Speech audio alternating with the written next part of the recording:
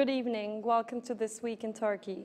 Tonight we're joined by Özgür Ünlühisarcıklı, who is the Ankara director of the German Marshall Fund, and we'll be talking about the political implications of the recent US sanctions imposed on Turkey following the continued detention of the American pastor Andrew Brunson. Good evening, Mr. Ünlühisarcıklı. Welcome to This Week in Turkey. Good evening. Thank you very much. So you've called these fresh US sanctions on Turkey the harshest since 1974 in an interview that was published in today's issue of Daily Cumhuriyet. So is this a definitive breaking point for US-Turkey relations in your opinion? And if so, how? I think I should both clarify myself and also remind the honorable audience about what Turkey is really facing. So the fresh sanctions have high symbolic value, but by themselves alone, they would not have a very big impact. But Turkey is actually facing two other sanctions packages that are in the pipeline, and that would certainly have impact beyond being symbolic. One of them is related to Turkey's planned acquisition of S-400 systems from Russia, and in case this sale is finalized, there is now a sanctions package that's awaiting President Trump's signature that would deny Turkey access to the F-35 program, but also deny Turkey acquisition of any high-tech American military systems. So that's one of the packages. The other package that's again in the pipeline related to Pastor Brunson's ongoing detention would deny Turkey American support to credits from any international institution, and here, of course, we should mention the IMF and the World Bank. So when you think of these two packages in the pipeline in its entirety, it's really a very big sanctions package that is awaiting Turkey. Now, coming back to your question, would this be a breaking point in US-Turkey relations? I think it would be something more than that in the longer run, if not in the shorter run, because I believe that separately and even together, these two sanctions packages would start a vicious cycle that would in time move Turkey away from the West for the following reasons. If Turkey is unable to have access to American systems, then Turkey would continue looking for military acquisitions elsewhere, including NATO's and America's adversaries. And this would first of all bring us back to more American sanctions. The second sanction package, which is related to denying Turkey access to credit institutions, then Turkey would be looking elsewhere for financial assistance. And for the same reason, Turkey would move away from the West. And even with the fresh sanctions that I call largely symbolic, we have seen a very heavy backlash from the Turkish society, from with all ideological backgrounds. So the anti-Americanism and the anti-Western attitude in the Turkish society would also strengthen. And it would probably be no surprise to anyone if some third parties, such as the Russian Federation, would do their utmost to escalate this crisis between Turkey and the United States. So yes, a vicious cycle, a new dynamic would start, at the end of which Turkey could distance itself from NATO. So you've called this situation something more than a breaking point. I believe it would be appropriate to call it a crisis, even though you've described these sanctions as symbolic. Coming to my question now, is there a way out of this crisis, in your opinion, that would satisfy both Turkey and the US at the same time? There are two ways to answer this. I mean, the optimist's way would be to say, yes, I'm sure that reason will prevail in both countries. And, both of the countries are very skilled diplomats. And, one could say, yes, they can come out with a creative method. But unfortunately, that will not be my answer. I believe there is no easy way out of this crisis for the following reason. The United States, representatives of the United States have made very strong remarks on the record, written on social media. And it seems that their strategic patience has also worn away. So looking from their perspective, there is no solution except for the immediate release of Pastor Brunson. This is the language they have used repeatedly on the record in written form also. Well, looking from Ankara, even if it was possible to release Pastor Brunson 2-3 days ago, it has now become highly more difficult. You know, after those strong remarks, it wouldn't look very honorable for Turkey's leadership to backtrack on this issue. So I'm afraid the two sides are playing the chicken game in which both sides are testing the other's courage. But I guess they have lost, both sides have lost control of their cards. So I'm afraid unless the diplomats in the two countries come up with a plan that I cannot think of right now, we are moving in a very dangerous situation. Finally, how do you evaluate today's meeting between Foreign Minister Mevlut Çavuşoğlu and U.S. Secretary of State Mike Pompeo in Singapore? The two sides have seemingly reached an agreement to, I quote, try to resolve this dispute, but is this likely in your opinion? Well, first of all, it's positive that they met. Okay, I mean, first of all, that meeting could have become impossible. So it's first of all very positive that the meeting actually took place, and it's also positive that they did not walk out of the meeting with pessimism. And it's good that the two sides continue to negotiate. So this gives us maybe some hope. But again, if your next question will be what would the solution look like, then I will not venture to give any answer. Thank you very much, Mr. Ünlühisarcıklı, for your comments and for being with us tonight. Thank you very much for the opportunity. We'll continue with our next news video on the latest on the U.S.-Turkey crisis. U.S. Secretary and Turkish Foreign Minister Mevlut Çavuşoğlu agreed today to try to resolve disputes after relations between the countries sank to their lowest point in decades. Their meeting in Singapore followed Washington's imposition on Wednesday of sanctions on two Turkish ministers over the case of Andrew Brunson, a U.S. pastor on trial in Turkey for backing terrorism. State Department spokeswoman Heather Nauert described their conversation on the sidelines of a regional ministers' meeting as constructive. They agreed to continue to try to resolve the issues between our two countries, she said. Çavuşoğlu said he had repeated Turkey's message that the threatening language and sanctions does not achieve anything, but added that he and Pompeo would take steps to resolve their differences when they returned home. Of course, you can't expect all issues to be resolved in a single meeting, he told Turkish television channels. But we have agreed to work together, closely cooperate and keep the dialogue in the coming period, he added, also describing the talks as very constructive. Washington imposed sanctions on Justice Minister Abdülhamit Gül and Interior Minister Süleyman Soylu, accusing them of playing leading roles in organizations responsible for the arrest and detention of Brunson, an evangelical Christian who has lived in Turkey for more than 2 decades. The move sent the Turkish lira to record low. Within hours, Turkey vowed to retaliate without delay, however no concrete steps have been taken so far. Finance Minister Berat Albayrak, who is President Erdogan's son-in-law, also said relations with the United States would never break down despite the temporary escalation. Pompeo told reporters the United States had put Turkey on notice that the clock had run and it was the time for Pastor Brunson to be returned. I hope they will see this for what it is, a demonstration that we are very serious, he said about the sanctions. We consider this one of the many issues that we have with the Turks. Brunson needs to come home, as do all the Americans being held by the Turkish government. Pretty straightforward. They have been holding these folks for a long time. These are innocent people, he said. We are going to work to see if we can find a way forward. I'm hopeful that we can, Pompeo added.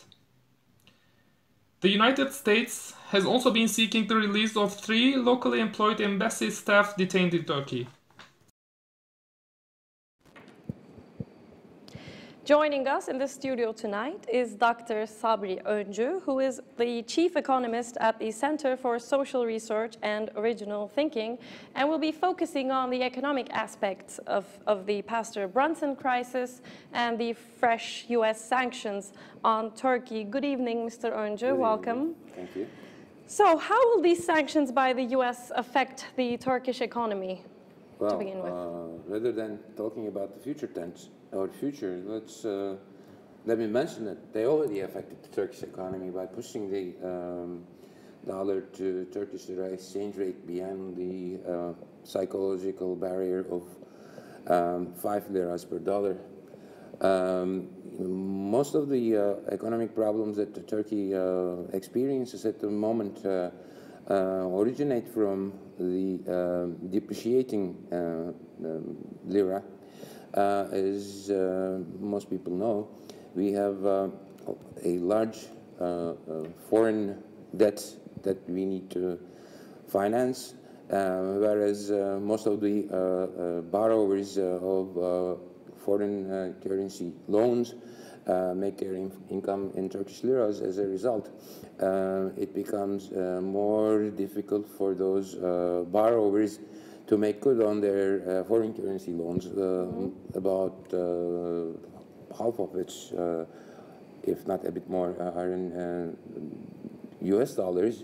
Furthermore, together with the US dollar, also the euros in which the corporations as well as the state borrowed also going up. Consequently, this creates the possibility of defaults of the Turkish corporations on their foreign debt.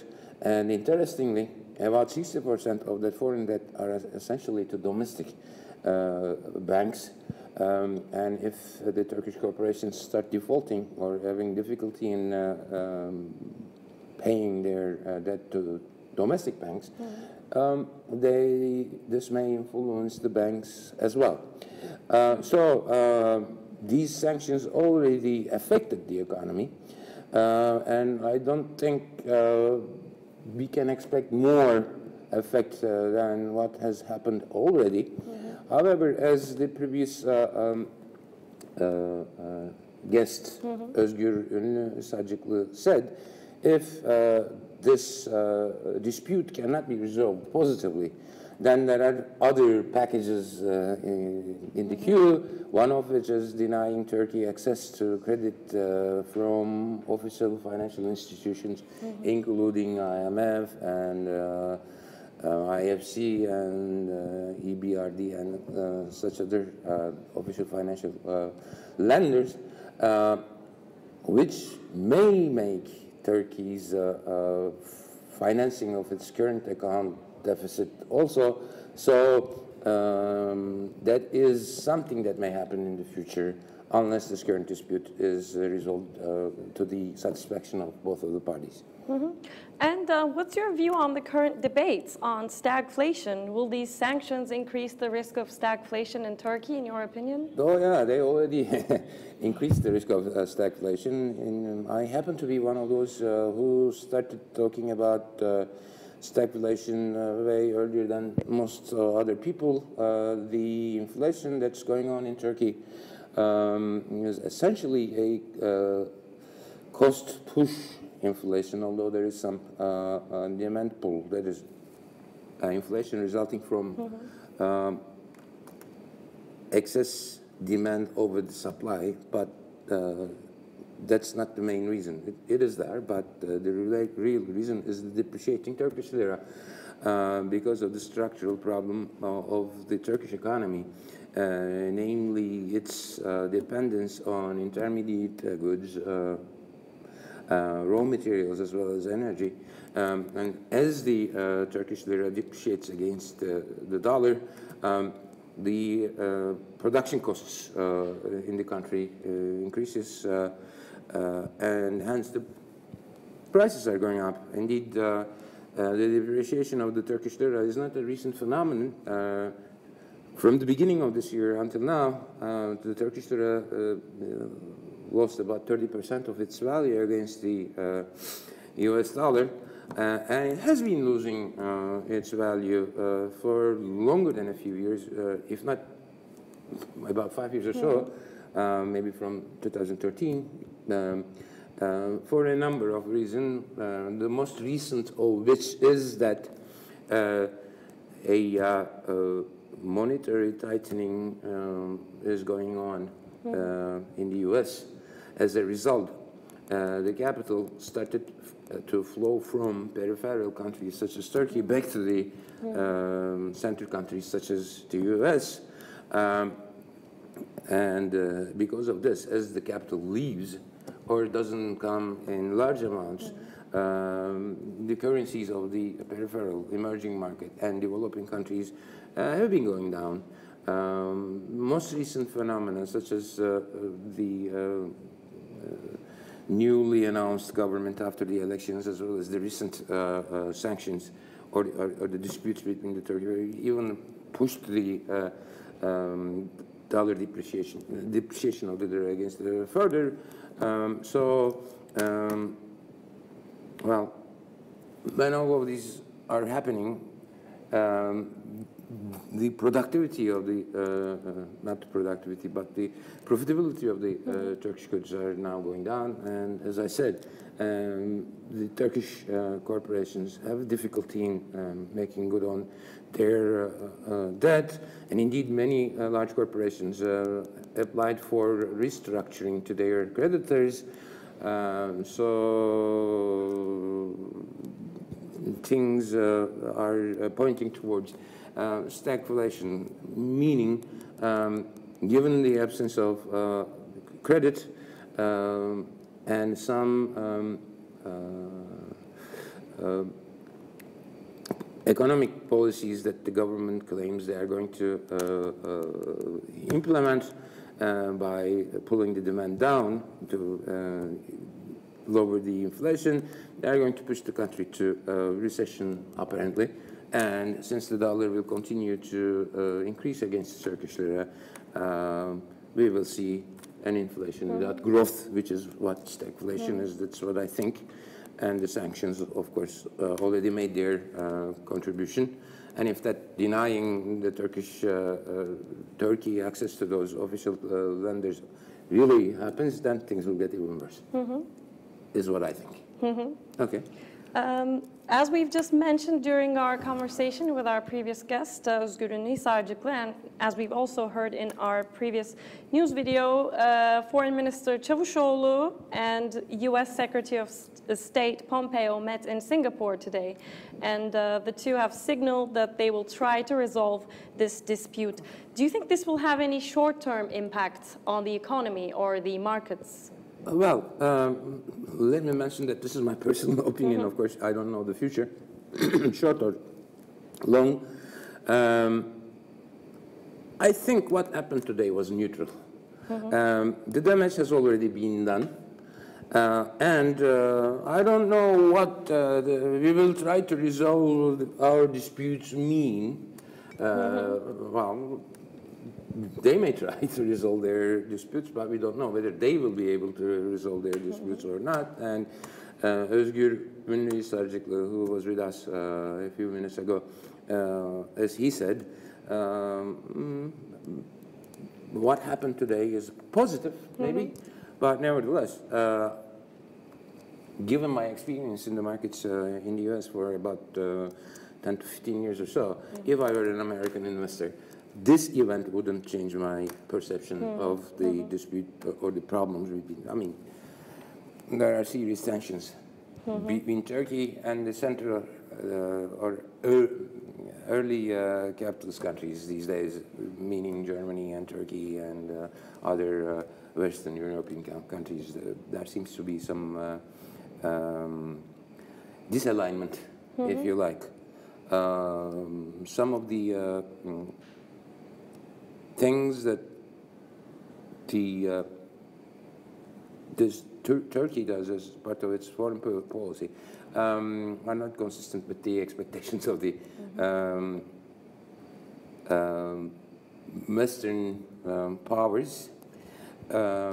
And indeed, if those tensions lead to the end of easy credit from those lenders, then I don't know, things will not go well for the country. But nevertheless, going back to the original question, in the short term, I don't think this meeting today will have any major impact. Although it was a short meeting, there was no joint press conference, and not even a joint press release or so. Çavuşoğlu made a statement on his own, and the American side made a statement on their own. Consequently, maybe after a second thought, it wasn't as positive as, or at least neutral as I thought in the beginning. But nevertheless, let's wait and see. I expect that nothing serious will happen in the short term after this meeting. So before we conclude, let's move away from U.S.-Turkey relations and the ongoing sanctions and Pastor Brunson crisis, and let's now focus a bit on the domestic developments in the Turkish economy. As you know, President Erdogan released a 100-day action plan earlier today. How would you evaluate the economic aspect of this action plan? Let me say this. This is the easiest question that you asked me today because it has a very short answer. I mean, I don't know what exactly are in this 100-day action plan. Or, put it differently, I haven't seen anything substantive that would positively or negatively influence the economy. Well, negatively, I don't know.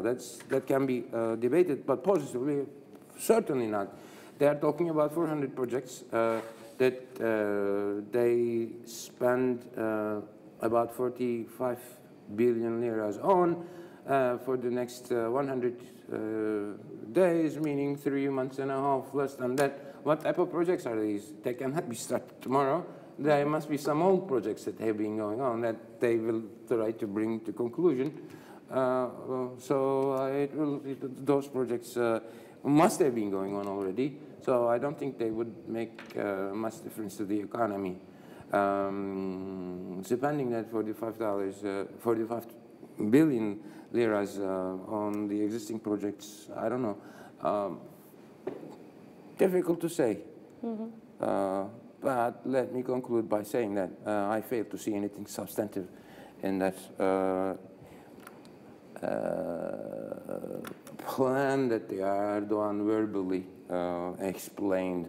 Let me see the written version, and if we get together again, I'll say other things once I learn it more. Thank you very much, Mr. Öncü, for being with us tonight and for your comments. I thank you. We'll continue with our next news video now. The Turkish lira hit another record low of 5.11 against the dollar this week. The drop marks the 5th consecutive day of decline for the lira. Turkey's central bank sharply raised its inflation forecast for 2018 and next year, and vowed to tighten monetary policy further if needed, Governor Murat Çetinkaya said on Tuesday. The central bank lifted its 2018 inflation projection to 13.4% from 8.4% and raised its 2019 inflation forecast to 9.3% from 6.5%, citing upward revisions in the assumptions for oil prices and food prices, as well as currency depreciation. Speaking at the bank's quarterly inflation briefing, Çetinkaya also said the central bank forecast inflation at 6.7% in 2020 and inflation will stabilize around 5% in the medium term as tight monetary policy will support the slowdown.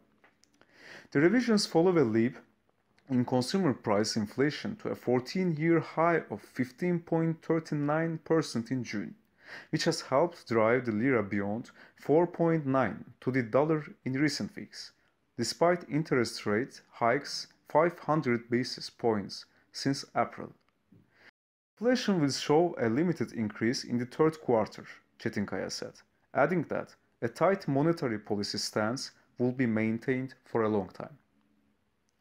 On the other hand, the Turkish lira slid to a record low beyond 5 to the dollar and stocks fell Wednesday after the United States imposed sanctions on two Turkish ministers over the trial of a US pastor accused of backing terrorism. The lira hit a record low of 5.0934 to the dollar early on Thursday, recovering to trade at 5.4 by later in the day.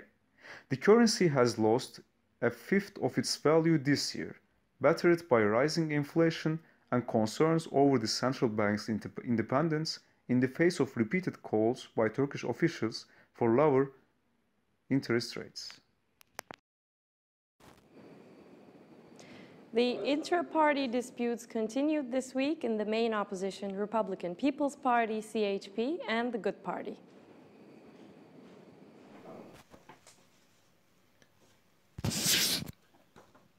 The intra-party strife within the main opposition Republican People's Party, CHP, has deepened this week.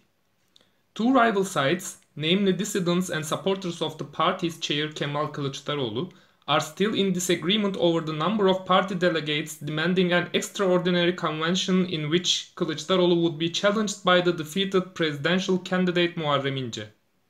CHP members frustrated with Kılıçdaroğlu's leadership have submitted signatures they collected from party delegates to the party headquarters, saying that a simple majority of 1,240 delegates support the appeal for the convention. Some 630 delegates have signed the petition for the convention, but 8 of them have not yet delivered their documents. So we submitted 622 signatures to the headquarters, said Gaye Usluer yesterday, who is a member of the CHP's party assembly. Usluer added that they were still waiting for the delivery of 50 more signatures, urging these delegates to send their petitions by August 6th. But a few hours after her comments, CHP's deputy leader Muharrem Erkek said an initial inquiry on the petitions has demonstrated that no sufficient support was garnered from the delegates to go to an extraordinary convention. The initial inquiry shows that requirements that were set in our internal regulations for an extraordinary convention have not been fulfilled, he said. But Erkek failed to detail how many valid signatures were submitted to the party headquarters. In the event that both sides failed to reach an agreement on the number of signatures collected, the in-house opposition movement could take it to a court to register the appeals and press on holding the extraordinary convention. But Usluer said they will never resort to legal options in order to avoid further debates on the future of the CHP. İnce, who had openly voiced his intention to become the CHP's leader, thanked all of his supporters on Twitter yesterday. Meanwhile, Good Party's founder and leader Meral Akşener signaled this week that she would continue to be party's leader after having announced that she would not be a candidate in the leadership race in the upcoming extraordinary congress, despite efforts to persuade her from her supporters. I am here at the party to convene our chairmanship council. Following August 12th, we will get ready for the local elections and determine our candidates quickly, she said before the party's top executive board meeting on July 13th. Her statement came after she announced on July 24th that the party would convene its extraordinary congress on August 12th, but she would not be a candidate in response to the criticisms of the election results. Following her announcement, her supporters have staged demonstrations outside of her home in Istanbul for days in a bid to persuade her for leadership.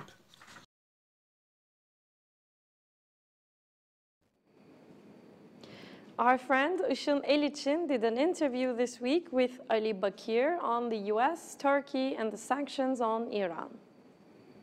with this administration. I mean, it is we are unable to predict the kind of behavior of the U.S. president, and this is creating some kind of instability and a kind of distrust between all players, including between the U.S. and the U.S. allies themselves. Now, I think if the Iranians agree, Trump will sit them on the table, and the only loser in this case will be some Gulf countries which paid hundreds of billions of dollars for the U.S. administration to put more pressure on Iran and ultimately to tilt to their sides. Now, on the other hand, the Iranians publicly keep saying that they will not meet with the president. However, this is a typical Iranian behavior where they say something to the public and they exactly do the opposite in private and under tables and behind closed doors. Now, I think the Iranians will take this into consideration. They will not say, of course, yes, without conditions. They will try to test how much Trump is serious about his invitation, and probably they will put some conditions in order to try to connect first. Another option is that they might use backdoor channels indirectly through some countries which typically used to play such roles, and we have in this regard Oman, which is a very excellent player in this regard, and we have seen the Omani foreign minister in the last week in the U.S. doing his visit right now, and it is announced that he will be in Iran in the coming Friday, as I know. So there must be some connection in this regard, and we have to focus more on what the Omanis have to offer in this regard in the coming period. The Kurdish-backed Syrian Democratic Council held talks for the first time with the Assad government this week. The Syrian Democratic Council, which is the political wing of the US-backed Syrian Democratic Forces, is holding talks in Damascus for the first time regarding the future of northern Syria. This is the first official diplomatic approach between the Assad government and US-backed groups since 2011. Following the meeting on Saturday, the SDF officials announced that the two parties have agreed to work towards a democratic, decentralized Syria and decided to form committees to develop negotiations to end violence in Syria. The SDF issued a statement on Saturday reading, "A delegation from the Syrian Democratic Council is paying a first official visit to Damascus at the invitation of the government. We are working towards a settlement for northern Syria. We hope that the discussions on the situation in the north will be positive. The meetings are being held without preconditions."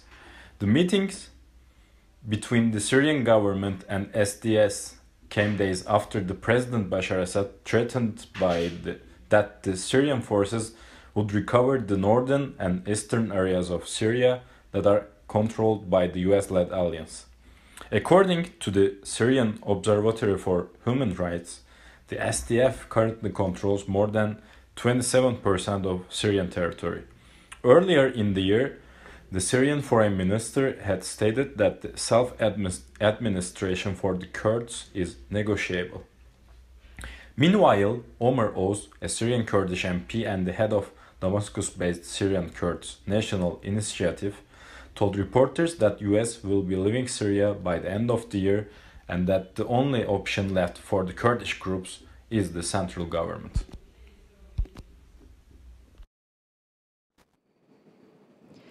A roadside bombing by the PKK killed the wife and baby of a Turkish soldier in the southeastern province of Hakkari on July 31st.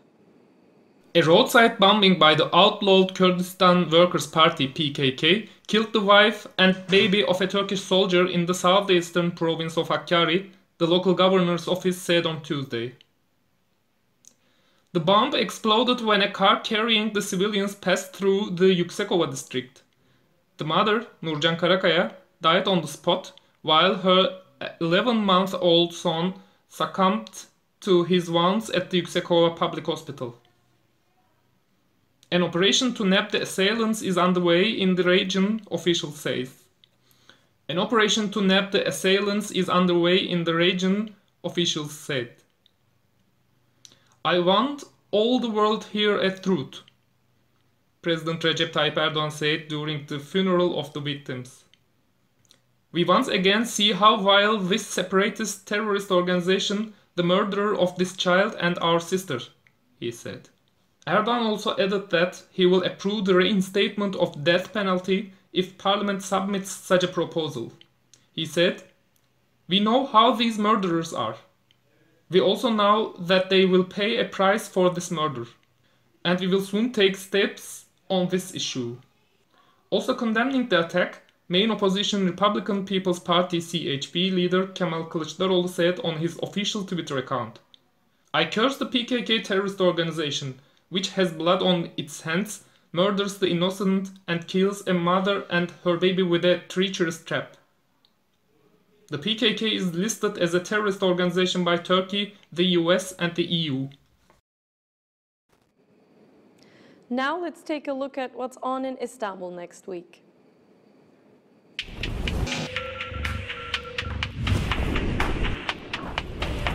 This Saturday, Dynamic Festival returns to Istanbul Cafes, a beautiful outdoor venue situated at the brim of the Bosphorus will host Salamun Adriatic, Collective Turmstrasse, and many more dynamic music artists this weekend. Istanbul's Seaside Leisure will be held until August 26th at the Pera Museum.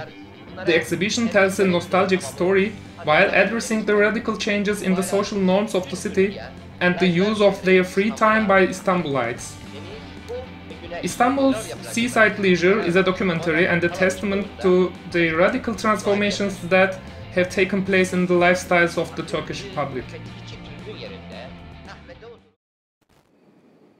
That's all from This Week in Turkey. Thanks for tuning in and hope to see you again next Friday at 9 p.m. Goodbye.